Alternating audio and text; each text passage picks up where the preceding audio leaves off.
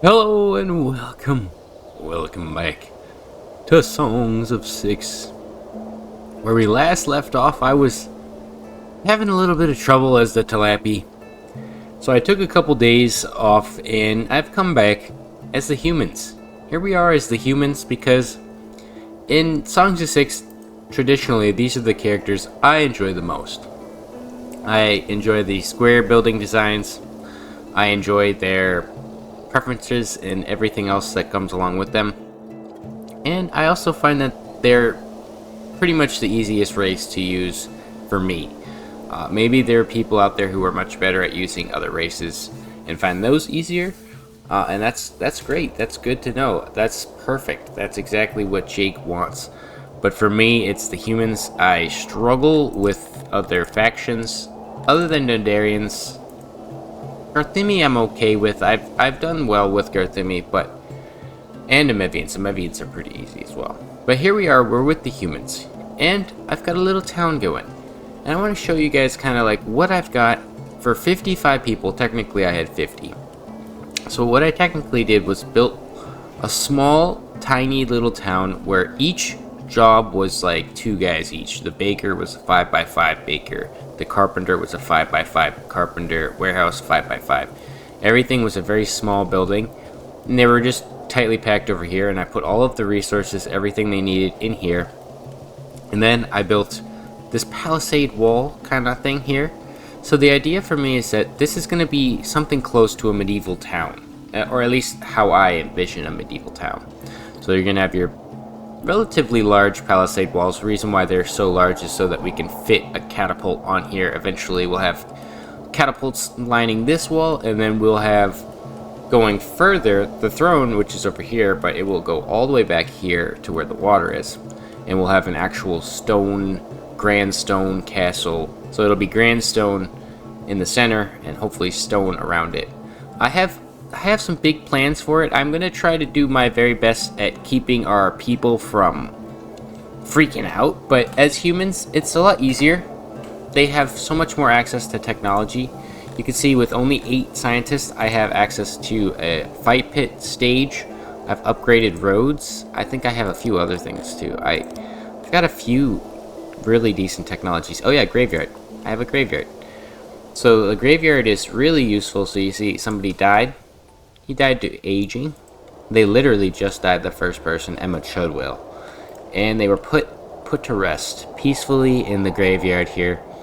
And this is where they want to be, because you can see this guy, Alost Maddock, he's mourning his old friend. She may have been actually I wish you could tell what they were. I wish you could read their stats like this when they were dead. That would be a really cool thing to do, because then you could be like, oh, okay, so he was an actor and they worked together. She was an actor. Probably was an actor. That's what she was likely doing, and that's why they're friends, because they work together. And it's not always the case, but it's more than likely the reason. We have a lot of decent service access in here. So as I had in the Tilapia City, I had the services tightly knit with the houses. I've gone for the exact opposite. I'm going to try to have the services in their own little district, their own little section, tightly packed. For me, I like the tightly packed idea because I'm pretty sure they don't care. They don't care about urbanization, so that doesn't bother them. If they're really close together, it really doesn't bother them. They could live on top of each other for all they care. So that's why I have these very narrow roads with decorations. They can I believe, walk over these. So, like, if two guys were walking and they needed to cross each other, they would. But there shouldn't be that much traffic coming through here. The main traffic should be going through here.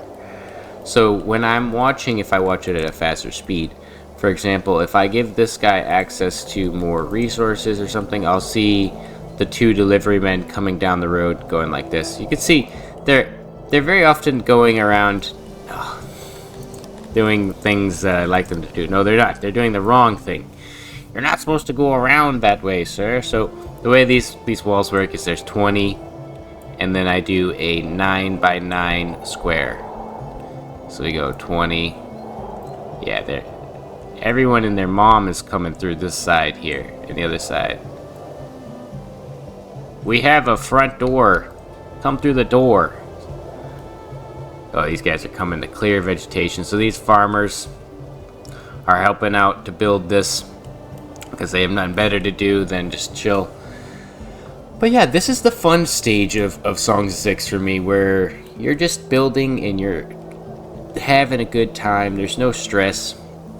Although I did lose my first attempt at this, and that's what I mean. V.66 is ridiculous. But if you lose all of your characters down to 0, every single character dies in your entire city, you can just get more immigrants and you can come back theoretically.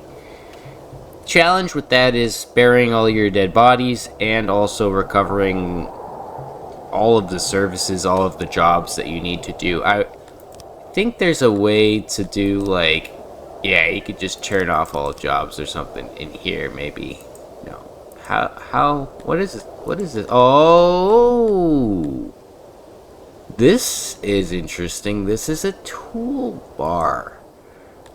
This is new, and I didn't notice this. This is how you adjust the amount of tools necessary for... So let's say you want one tier or one tab of tools. You're going to need 8 tools. If you want 2, you're going to need 16. That's for the guys to each have 2 tools a pop. And you can see the boost that it's giving, 0.25 for tools. Okay, that's interesting. I never looked at that. That's good to know. You can adjust it from here, but I was hoping that you'd be able to just turn off all jobs, but no, that's actually a little bit more useful. That almost implies like Jake really wants you to get tools straight away. And you can see we've got to get down here to the iron zone here. So we'll probably build our road down, and I might turn it over like to here and then go straight down.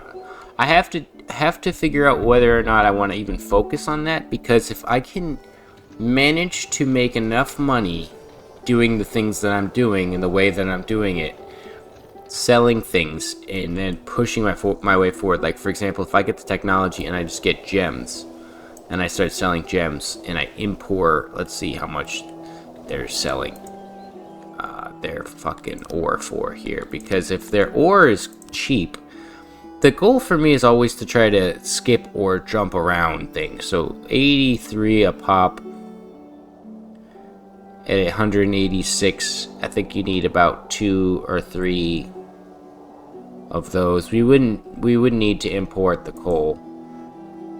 The only issue when it comes to importing ore is that the ore becomes more and more expensive. The more and more ore, the ore becomes ores. No, I'm just kidding. But no, for really, the ore becomes more and more expensive, and then because of that, so they're buying it for 60. It becomes a challenge. So I think it honestly would be better off to just send a group of boys over here to live, probably 12, who don't really care about their lives and just work, and then deliver via hauler or potentially a transport. We did have an Entledont pasture, but I removed the pasture because it was taking up laborers that I felt were more necessary in the grain farms. So you have 2 large grain farms. No, these are small, I'd say small grain farms. They are the 20 by 20 size grain farms. So they produce each about 600 or 500 total per year. So the grain's building up. We have 8 bakers who are working, pumping away. and they grab their resources from across the street. So this building is technically the food warehouse, and this building and this building are like the workshop warehouse that I have going here. So let's actually do that. So this is where like the furniture will be going, and then we'll also have further down the road here. The idea for me is that the services that they need the least are going to be further down away from the noise. The carpenter here obviously is making noise, and this guy is making the noise, but for the most part it's out of the way a little bit. And I think honestly, now that I'm thinking about it more, what I'll do is I'll adjust them and put them onto the side back streets. I've kind of gone for what's interesting, a city skylines approach, where the city has its main roads, and if you've ever studied the way a city actually builds their roads, they build the main roads and then they build side roads for sound to basically cap that noise. But in the modern world with cars and everything, it doesn't really work. So here the goal would be to get the sound out of the way for these guys, so they're not constantly walking through a debuff. This is a debuff zone. When they're walking through here, every time they're walking through, they're like, oh man, it's noisy, smells bad. And that's interesting. I just thought about, I wonder if Jake would ever put smell. I think smell would be the next obvious thing to go along with the game. And I know the Garthimi's little stink sack humidifiers emit smell, but I think that there should be like an actual garbage based system where people build up trash around themselves and they have to like clean off that stink and trash. I think that would be pretty interesting. That would give a useful value to degradation, maybe smelling badly, a little stinky. Because if you think about it, they're just dumping their poop and stuff out here in the the compost of the trees and the flowers. They're like taking a good old dump and dump it in here. If they don't go to the lavatory, they have to walk all the way over here. And then what does the lavatory guy do with it? He just takes that shit and he just walks off into the distance here and dumps it in the woods. I guess that's not as bad though. That's pretty good. That's pretty good stuff. I'm blabbing anyways, but I'm really excited for the new updates in Songs of 6. I've just had to stop playing the Talapis because I was bashing my head off the wall. And the joke is I'm at a point in that city where I probably could excel and do better. But I think that the best way to play Songs of 6 is to try your hardest and do what you can, and then come back and play it a different day and see how you feel. It's not always going to be the same every day. You're gonna come in with a different feeling each time you play it. In my opinion, you're gonna come in with a different plan too, and I think that this is a good start. I want to build like a walled off area, and eventually we can expand further and keep growing. And this will be all agricultural zones, so farms, we'll have pastures, we'll have warehouses, random stuff like that. And if we need, we'll have like a random military building in between here. But the idea is that we don't want many of our people spending free time out here. Oh, he's delivering goods. We want them to spend the vast majority of time in here, so that if we actually get assaulted, I can do a siege. That's something that I've been looking forward to trying for a while now. I've seen some people do some successful sieges. If you plan your city right and you actually have a defensive barrier, like this is the reason why I'm not building this close. This is going to be removed eventually. These are going to be gone, and the only thing will be here is these haulers, so that we can fit a couple hundred guys in here and kind of have them looking this way and push this way and crush people if they come through the gates or come through this way. Whatever they do, we will be ready for them. The idea is that they'd be lined up in this way, so that if they push through this wall. But we will also have a larger, much more grand area back here. The goal is to have as many people as possible for the future. I really want to max out the population because, like I said in one of the earlier episodes, I have this new computer, and back in the day, old Songs of 6, I probably would have reached 20,000 or whatever. I think it's 14,000 your max, but I would have reached as many possible people. But now in V.66, it's much harder, much more difficult to establish a growing population because you need so many services. You see, these are the original services: the hearth, the well, and the speaker. Now you have the food stall and the market, which are large. You also have the lavatory. We did have food buildings, and the market didn't exist because people just grabbed the resources from a warehouse. So that didn't exist. So these are new items altogether. Then I believe how the fight pit was something else. I can't remember what it was before. It's been so long. And then the stage was always here. The shrines are a new addition as well. But luckily for us, shrines don't cost any workers. So putting a shrine down doesn't take up any space or time. Or it takes up space, but it doesn't take up any laborers' free time, basically. And I think that they fit best along the service route here.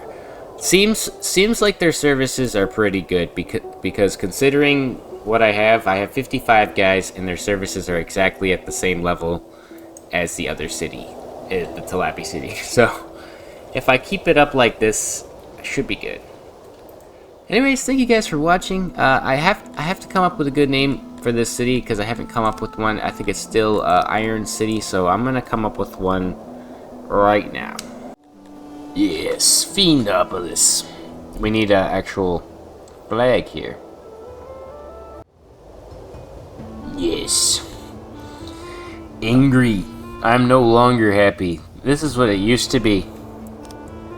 This is what we used to be. Actually, no, that looks... Smiling while you're angry just looks so much more crazy. Like, you look like you're insane off your gourd. And we'll put those extra eyebrows in there. Nice, nice, perfect. Yes, Fiendopolis. The beginning of Fiendopolis. The best human city I can ever make. That's the goal. The biggest and the best human city. Anyways, thank you guys for watching. And I'll see you guys in the next one. Goodbye.